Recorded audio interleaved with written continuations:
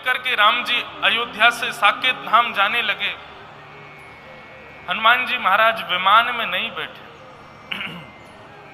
राम जी ने कहा आप नहीं चलोगे? बोले नहीं भगवान, हम साकेत नहीं जाएंगे। इसीलिए कहते हैं चारों युग प्रताप तुम्हारा, सतयुग, त्रेता, द्वापर और अब कलयुग में भी हनुमान जी पृथ्वी पर ही हैं, कहीं जाते नहीं हैं। ठाकुर जी लीला करने के लिए आते हैं और लीला करके फिर यहां से प्रस्थान कर जाते हैं, लेकिन हनुमान जी महाराज सप्त चिरंजीवी ऐसे हैं जो पृथ्वी पर ही रहते हैं, उनमें से एक हनुमान जी। लेकिन सबके पृथ्वी पर रहने का कोई ना कोई कारण है। हनुमान जी का कारण सबसे सुंदर है। हनुमान जी महाराज कहते हैं राम जी आप हमको साकेत ले जाना चाहते हो, हम आपसे एक बात पूछना चाहते हैं, साकेत में आपकी कथा मिलती है?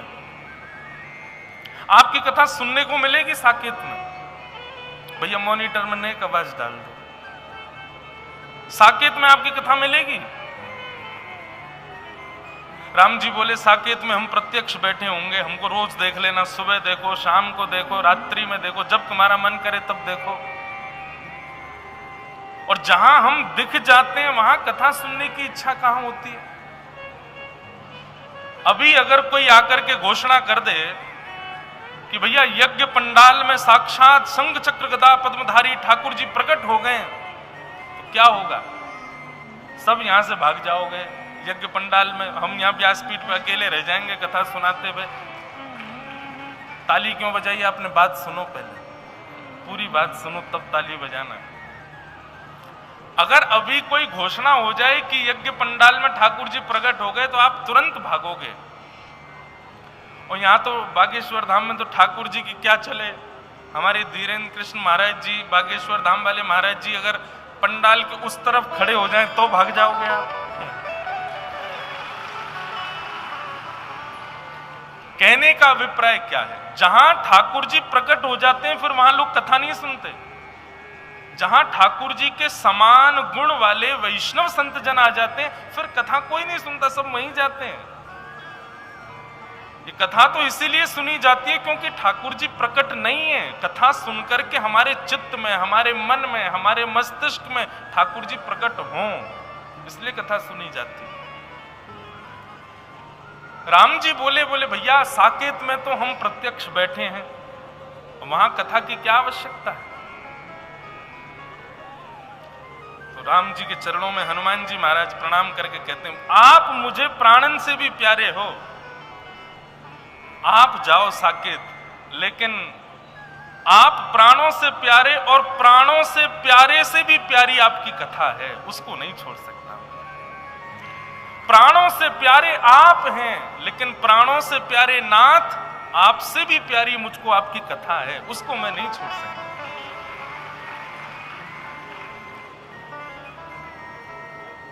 इतना प्रेम है हनुमान जी को। बोले इसी के लिए मैं कलयुग में पृथ्वी पर रहूंगा, मैं साकेत नहीं जाऊंगा। राम जी बोले पृथ्वी पर एक करोगे क्या? तब हनुमान जी कहते हैं ये श्लोक, यत्र यत्र रघुनाथ कीर्तनम तत्र तत्र कृतमस्तकांजलिम बाष्पवारि परिपूर्ण लोचनम मारुतिम नमत राक्षसांतकम्। हे नाथ, मेरे पास 8 सिद्धियां हैं, अष्ट सिद्ध नवनिधि के, जोर से बोलो, अष्ट सिद्ध नवनिधि के। हाँ, ऐसे बीच बीच में आप बोलते रहेंगे ना तो अगल बगल वाले भी ध्यान से सुनेंगे फिर, और सबका मन लगा रहेगा कथा में, हमारा भी लगा रहेगा। तो अष्ट सिद्ध, 8 सिद्धियां हनुमान जी के पास, महाराज जी कथाओं में सुनाते हैं कौन कौन सी सिद्धियां हैं, सब सिद्धियों के बारे में बताते हैं। लेकिन इस कलिकाल में हनुमान जी महाराज 8 सिद्धि नवनिधि सबका प्रयोग केवल एक चीज में करते हैं। क्या? बोले जहां कहीं भी भारत में भागवत की कथा होती है, राम कथा होती है, ये बात हम व्यासपीठ से बैठ करके बोल रहे हैं, असत्य नहीं होगी, बिल्कुल असत्य नहीं होगी। जहां कहीं भी कथा होती है, चाहे छोटे रूप में हो, बड़े रूप में हो, विशाल रूप में हो, विहंगम रूप में हो, हनुमान जी महाराज एक क्षण के लिए ही सही जाते जरूर हैं, हर कथा में जाते हैं। और सुनिए सुनिए, हनुमान जी कथा में आए हैं, हमको कैसे पता चले? हनुमान जी का कथा में आगमन हो गया है, कैसे पता चले?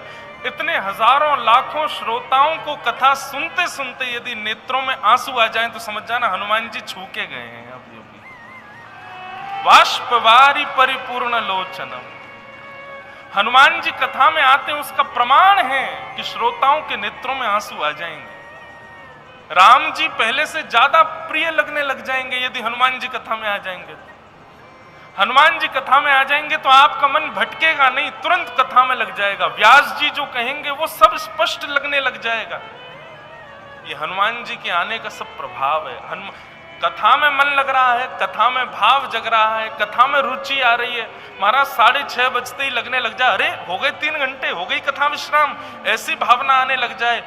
और सबसे बड़ी बात, कथा सुनते सुनते राम जी से, हमारे वृंदावन चंद ठाकुर जी से और ज्यादा प्रेम होने लग जाए तो समझ जाना कि हनुमान जी कथा में आए थे। ये हनुमान जी का प्रतीक प्रसंग सुना है। हनुमान जी लंका गए और लंका में जब भ्रमण कर रहे थे हनुमान जी, तो एक जगह राम नाम अंकित देखा। किसका भवन था? विभीषण। और विभीषण जी का घर देखते ही हनुमान जी महाराज बोले, भैया ये परदेश में हमारा मित्र कहां से आ गया? हमारे ठाकुर जी का प्रेमी हमारा मित्र। एकदम हनुमान जी का स्वभाव कितना बढ़िया, सीखिए इससे। हम लोग किसको मित्र बनाते हैं? जो धनवान हो उसको मित्र बनाएंगे, यशवान हो उसको मित्र बनाएंगे, कीर्तिमान हो उसको मित्र बनाएंगे। लेकिन हनुमान जी उसको मित्र बनाते हैं जो राम जी का, जो राम जी से प्रेम करे। हनुमान जी कहें ये हमारा मित्र है, हमारे सखी। हनुमान जी बोले, भैया ये हमारा मित्र लंका में कहां से आ गया? द्वार के बाहर लिखा है राम। हनुमान जी महाराज ने परीक्षा लेने के लिए एक ब्राह्मण का रूप धारण किया, और ब्राह्मण का रूप धारण करके जैसे ही विभीषण जी के घर में प्रवेश किया हनुमान जी ने, हनुमान जी को आते देख ब्राह्मण रूप में विभीषण जी खड़े हो गए। खड़े होकर के दंडवत प्रणाम करने लगे।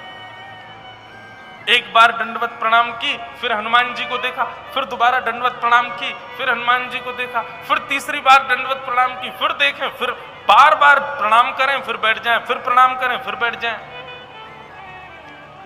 हनुमान जी महाराज बोले, भैया इतनी दंडवत कर रहे हो, तुम हमको जानते हो?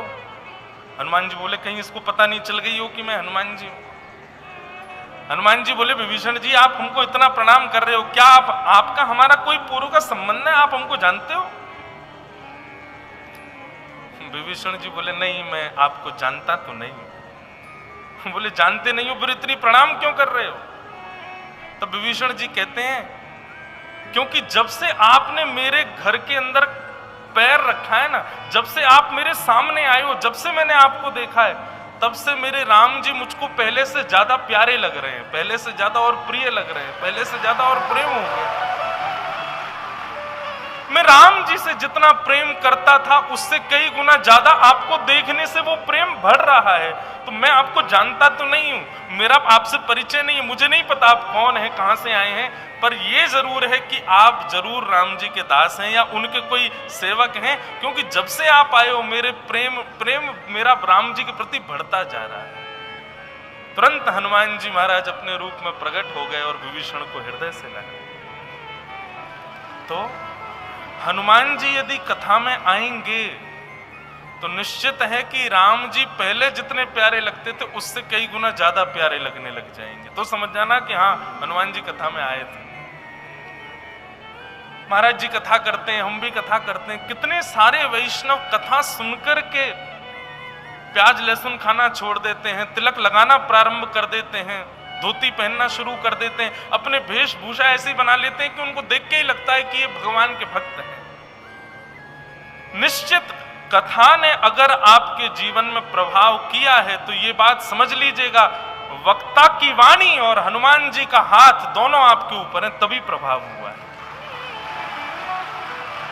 और माफ कीजिए, चाहे आप बागेश्वर धाम सरकार की कथा सुनिए, चाहे आप किसी अन्य विशिष्ट वक्ता की कथा सुनो, हमारी कथा सुनो, और कथा सुनने के बाद भी वैसे ही रहे जैसे थे, तो समझा ना, हम हनुमान जी तुमसे कम से कम नहीं तो 200-300 मीटर दूर ही बैठे थे, वो पास भी नहीं आए, तभी तुम पर अनुग्रह कृपा हुई नहीं है। लेकिन धन्य है हमारे बागेश्वर धाम के सब वैष्णव जन, आप सबके मुख को देख करके, जैसे हनुमान जी को देख के राम जी प्यारे लगते हैं, ऐसे आप सबको देख करके हनुमान जी प्यारे लगते हैं, हनुमान जी प्रिय लगते हैं। अच्छा एक बात सत्य बताओ, इसका एक प्रमाण दें। हमारे बागेश्वर वाले महाराज जी, चमत्कार एक तरफ रख दो, जो महाराज जी पर कृपा है वो पर्चा बनाते हैं, उसको एक तरफ रख दो, कथा एक तरफ रख दो, और भी जो गुण हैं महाराज जी के सब एक तरफ रख दो, केवल और केवल महाराज जी को खड़ा कर दो, उनको देखने मात्र से ही राम जी प्रिय लगते हैं, हनुमान जी प्रिय लगते हैं, राम सनातन प्रिय लगता है, हिंदू राष्ट्र प्रिय लगता है।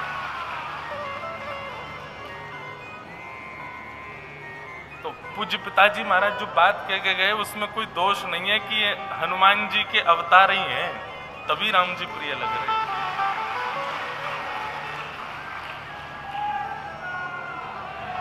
तो भैया हनुमान जी को कथा बहुत प्रिय है। यहां पर महाशिवरात्रि तक कितने लोग रुकने वाले हैं? हाथ ऊपर करो, सभी रुकने वाले हैं। तो व्यास जी को दक्षिणा दे के जाना, ठीक है? और सुनो सुनो सुनो, ताली पहले ही बजा देते हो, पहले बात सुना करो। दक्षिणा क्या चाहिए हमको? कि आप लोग नित्य बालाजी का दर्शन करने जाओ, तो बालाजी को पुष्प नहीं, बालाजी को प्रसाद नहीं, बालाजी को अन्य अन्य वस्तु नहीं,